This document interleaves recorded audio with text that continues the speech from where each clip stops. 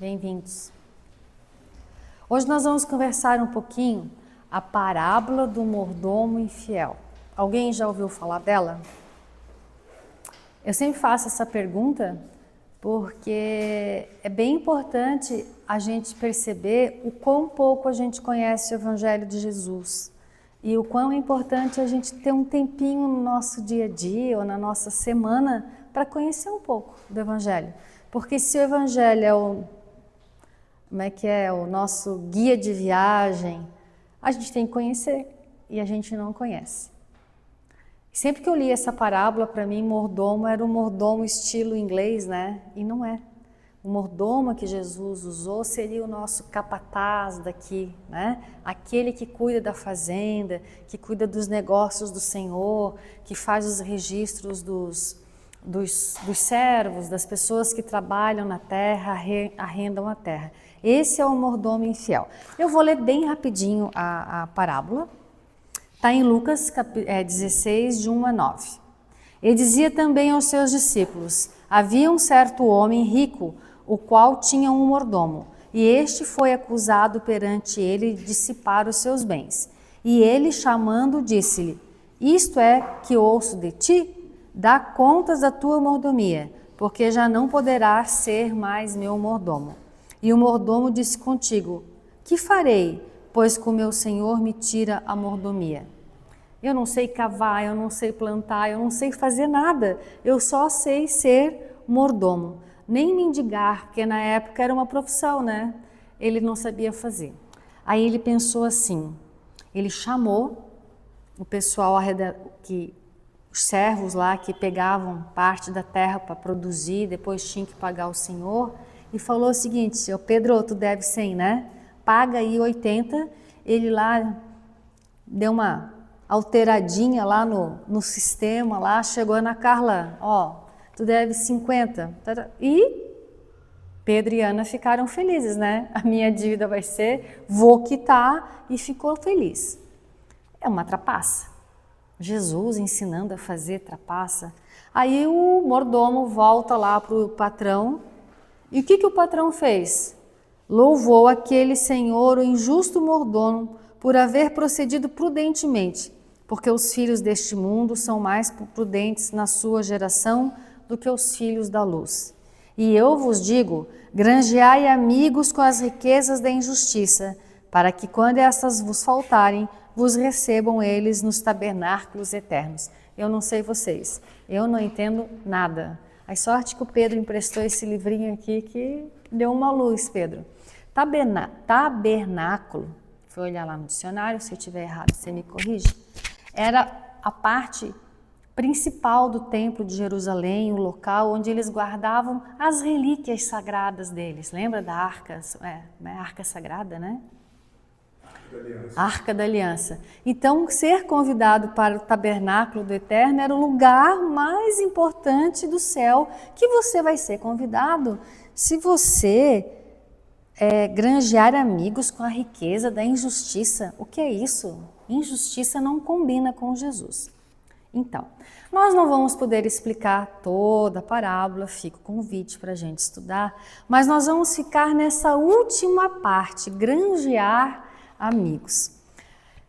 O cara foi muito esperto, porque na época o senhor, quando via que o seu mordomo era infiel, ele podia tirar do cargo e ainda denunciar para a polícia, que na época era severo o negócio. Mas o homem não fez. Ele demitiu, porque ele era justo, mas ele foi misericordioso, ele não denunciou. Aí o mordomo, muito esperto, pensou: pô, esse cara aí é justo, né? Misericordioso. Pegou e foi usar de misericórdia para o pessoal que devia, que ele falou assim: eu vou ficar bem na fita com o meu chefe, que ele vai ver que eu também consigo ser uma pessoa misericordiosa. Aí a gente lembra do Pai Nosso, que Jesus ensinou o quê? Pai, perdoa as nossas dívidas, assim como nós perdoamos aos nossos devedores, né? Então, fica a pergunta que o autor desse livro faz. Que nessa parábola, quem é o Senhor? É Deus. E nós somos os mordomos, tudo que a gente possui, gente, não é nosso. A família, o emprego, o corpo, são empréstimos para que a gente possa evoluir e também, trabalhando com as pessoas que nós convivemos em todos os lugares, gerar frutos que devolvem abundância para o seu Senhor. Como nós temos sido até aqui? Mordomo infiel. A gente tenta roubar essas dádivas ao nosso favor. A família, os afetos que nós possuímos, o corpo, né? Nós não somos fiéis depositários de Deus. Mas que tal nós agirmos como esse mordomo? Tentar usar de misericórdia para com aqueles que nós convivemos. E daí tem um termo chamado solidariedade espiritual, que o autor desse livro, ele vai dar alguns exemplos para nós, que vai fazer com que a gente entenda também o final dessa parábola, a riqueza das injustiças usar ao nosso favor, para que a gente possa encontrar um bom lugar no céu. O céu, gente, é o mundo espiritual, o céu, na verdade, é o bem-estar espiritual dentro de cada um de nós. Mas aí o autor fala assim, deixa eu só achar aqui para ler direitinho para vocês. Daí ele ainda fala assim, ó. Por que o dono da vinha não foi lá e não cobrou dos caras? Se Deus então é tão bonzão, dono de tudo, por que ele não cobra de cada um de nós? Olha que bonito que esse autor faz. Porque Deus, gente, não é que Jesus falou, não quer a morte do pecador, mas a sua salvação. Só a gente vê Deus como um ser rigoroso, um pai rigoroso. Deus quer o nosso sucesso, Deus quer que a gente se dê bem. A gente não entendeu isso ainda. Tudo o que acontece conosco, os caminhos da vida, é as leis divinas tentando nos ajudar. É que a gente ainda é imaturo, né? Espiritualmente. A gente ainda é uma criança indo para a adolescência, a gente não entende direito. Por isso que é importante a gente conhecer o Evangelho, estudar o Evangelho. Estudar em casa, refletir, meditar. Às vezes a gente não entende nada, mas na nossa busca a gente vai encontrar livros, pessoas, situações que vão nos explicando. Não vai cair no nosso colo o conhecimento e o entendimento. A gente tem que ir atrás desse fruto precioso que nos alimenta. Nós aqui estamos fazendo isso. Aí o autor fala assim, ó. Quando alguém derrama uma lágrima, sabe como Deus a enxuga? Ela envia alguém para enxugá-la e assim permite que nós, pobres criaturas, sejamos veículos dos seus ilimitados recursos. É uma honra servir de instrumento para a providência divina. É uma honra poder ser o fio condutor que liga a misericórdia divina ao necessitado. Eu achei tão lindo. Gente, é uma honra. Olha como a gente tem que mudar um pouquinho. É uma honra servir de instrumento de auxílio ao nosso semelhante. Mas eu não posso, eu tô ruim, eu tô mal. Gente, sempre tem gente mais mal que a gente. Financeiramente, emocionalmente, espiritualmente. Mas eu não sei o que fazer. Aí aqui ele vai dar os exemplos que a gente sempre está falando. Um sorriso, um abraço. Ouvir ao telefone. Sabe aqueles bonequinhos do WhatsApp que a gente às vezes despreza um pouco, mas tem pessoas que quando recebem um bom dia coloridinho, vai se sentir, ele está tão sozinho às vezes, que ele vai dizer, nossa, Pedro Paulo hoje lembrou de mim, né? Então vocês vejam que às vezes é só a gente estar com o coração aberto, de querer ser esse instrumento de levar a presença de Deus no coração do outro, é ser útil. Sair um pouquinho da nossa tristeza, um pouquinho das nossas dificuldades e olhar quem está ao nosso lado. Parece bater sempre na mesma tecla, mas é esse o caminho. A espiritualidade, quando nos manda, às vezes a gente faz irradiação, vem a psicografia, de novo mandou eu usar a caridade como instrumento, é o remédio. Então, quando nós oramos para alguém, visitamos no hospital, é a solidariedade espiritual. Quando a gente ajuda alguém, Vou dar um exemplo. A Ana está doente, eu vou lá na casa da Ana, pega trânsito, né? Tá, mas vou lá, fico 10 minutos com a Ana, dou um abraço, às vezes a gente lê o evangelho juntos, né? Dá um passe, mas só conversar. Com certeza, quem já ficou doente sabe o que é a visita de alguém. Eu já fiquei 6 meses de cama e contava no dedo o dia que o pessoal da casa espírita ia lá me dar o passe e conversar um pouquinho comigo. A Ana vai ficar feliz, mas não é só a Ana. Ninguém caminha sozinho. Nós estamos cercados da espiritualidade amiga. A gente não pode ver, mas com exercício a gente pode começar a senti-los. Então é o protetor, é o espírito familiar, eles falam, nossa, quando alguém faz um bem para o nosso familiar ou para um amigo, a gente também não fica amigo daquela pessoa, né? Os espíritos também. Poxa, a Fabiana veio visitar a Ana. O que acontece? Eles ficam... Quando a Fabiana aqui ficar doente, quando a Fabiana ficar necessitada, o que vai acontecer? Naturalmente, estes espíritos vão vir. Poxa, Fábio, daí vamos dar uma força. Funciona. Essa é a grande lei da viver em sociedade, que não é só aqui na Terra, gente, é no mundo espiritual também. Então nós vamos granjeando amigos, é isso que ele quis falar, a riqueza da injustiça, né? Usando de misericórdia, de bondade, de solidariedade na minha pequenez, nas minhas dificuldades, nas minhas limitações, né? Mas a gente vai granjeando amigos. Certa feita eu vou compartilhar algo que eu pude viver e que me marcou profundamente. Estava há uns 20 e poucos anos atrás, começando a tarefa de conversa fraterna, que eu não me sentia capacitada para fazer, mas não tinha ninguém. Era eu e a outra companheira da casa espírita, pequenininha, de uma cidade pequenininha que existia. Então tá, né? Chegou e eu sempre dizia para minha amiga, tu fala e eu fico aqui, porque eu não queria falar. Mas aquele dia a pessoa ficou olhando para mim e não para minha amiga. Daí... Resumindo, era um caso muito difícil do filho com problemas de drogas, um adolescente de 14 anos. O que falar, né? Eles esperam às vezes milagres dentro de uma casa espírita. Nós falamos que íamos orar, né? Confortamos, né? O que foi possível. E eu saí da casa espírita decepcionada. Falei, meu, que inútil, o que falei? Rezar?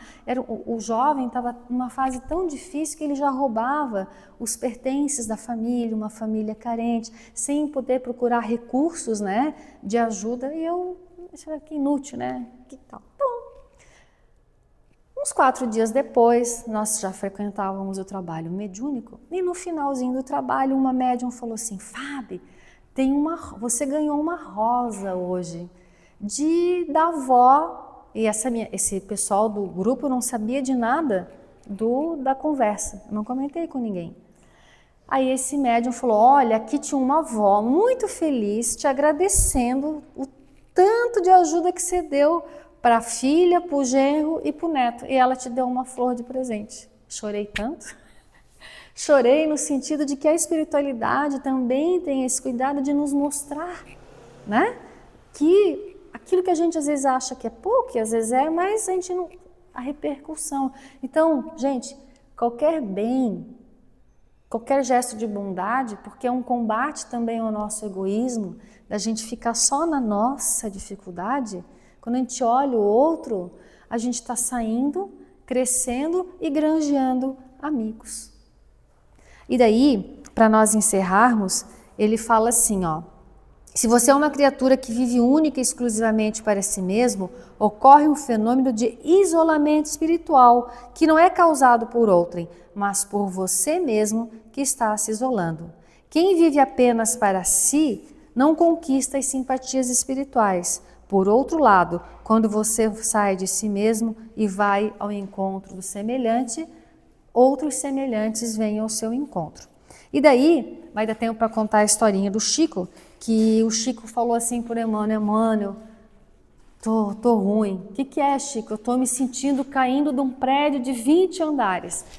Então, Emmanuel, Chico, não te preocupa, porque cada andar desse vai ter a mão de uma mãe que você consolou através de suas cartas, segurando a sua queda.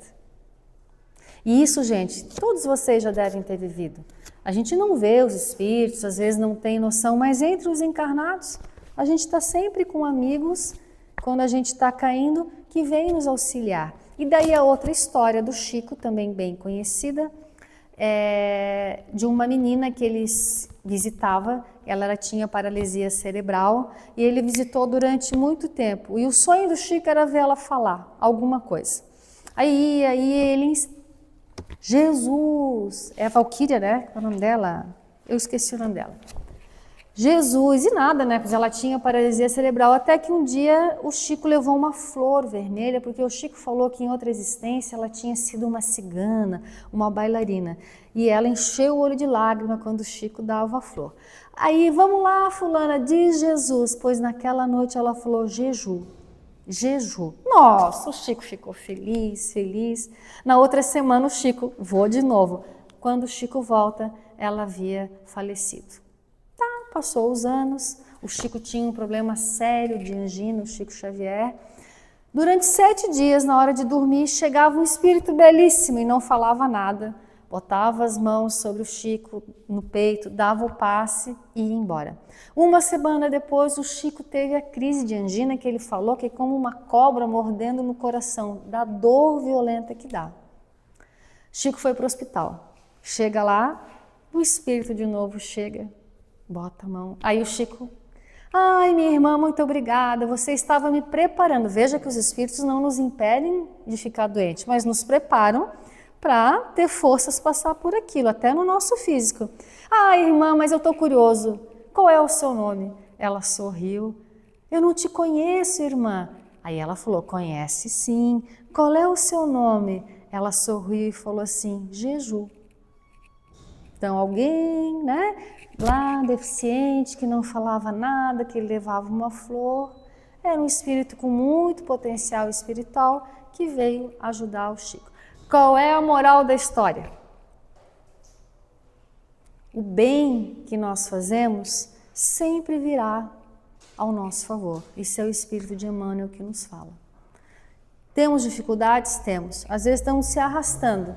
Mas sempre tem gente se arrastando mais numa situação e todos nós aqui, encarnados e desencarnados, temos a possibilidade de gerar um pouquinho de conforto, a solidariedade àqueles que estão conosco, nem que muitas vezes seja o nosso silêncio, frente à ofensa, à agressão, à ignorância, também é a solidariedade e a caridade. Agradecemos a atenção de todos, que possamos neste momento agradecer a Jesus, na sua bondade, de nós estarmos nessa casa, recebendo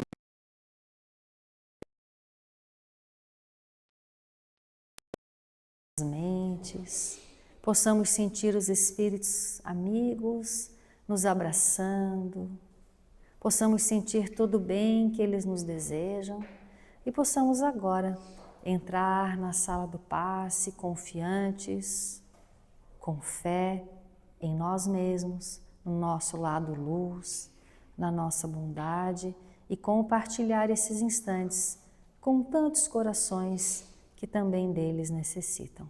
Assim seja.